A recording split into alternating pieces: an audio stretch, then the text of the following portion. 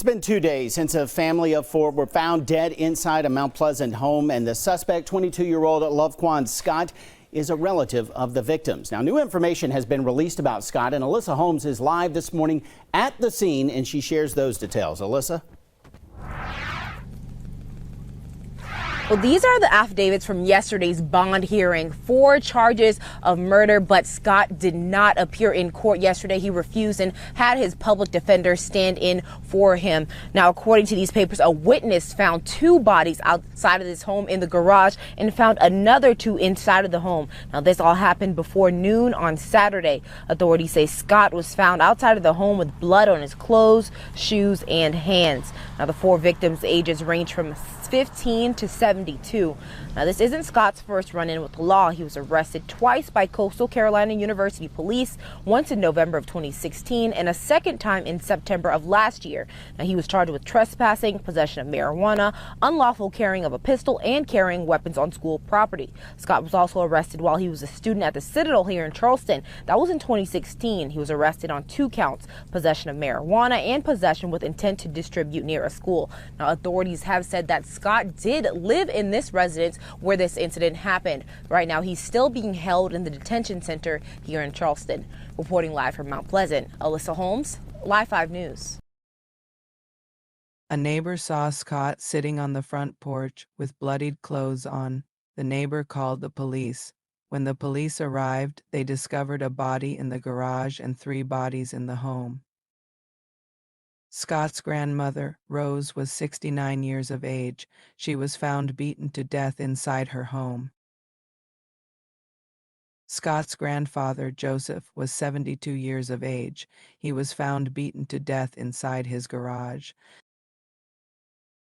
Scott's Aunt Kenya, 42 years of age, was found beaten to death in the home.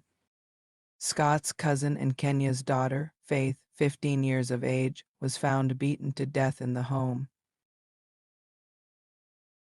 The police discovered that Scott had beaten his family members to death with a dumbbell.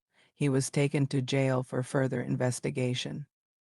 Here is Scott in court. The defense attorneys discovered that Scott had a history of being diagnosed with schizophrenia. They also discovered that Scott was looking for mental health help a day prior to the murders. He went to a church and an urgent care clinic for help. No one helped him. On March 10, 2018, Scott bludgeoned to death the only parents he knew, his aunt and cousin. These people loved and cared for him. I would imagine that he loved them too. They were the only people who were there for him. The question that everyone asked was, why did he do it? Upon further investigation, it was determined that Scott was suffering from a psychotic break during the time of the murders. His defense attorneys were able to provide evidence that supported his reports of paranoid thoughts, that he felt like his life was in danger and he began to have murderous thoughts. Scott was found not guilty by reason of insanity in a bench trial. He waived his bond hearing and has remained in custody since his arrest. He will remain imprisoned until he is accepted to a mental health facility that is approved by the South Carolina Department of Mental Health.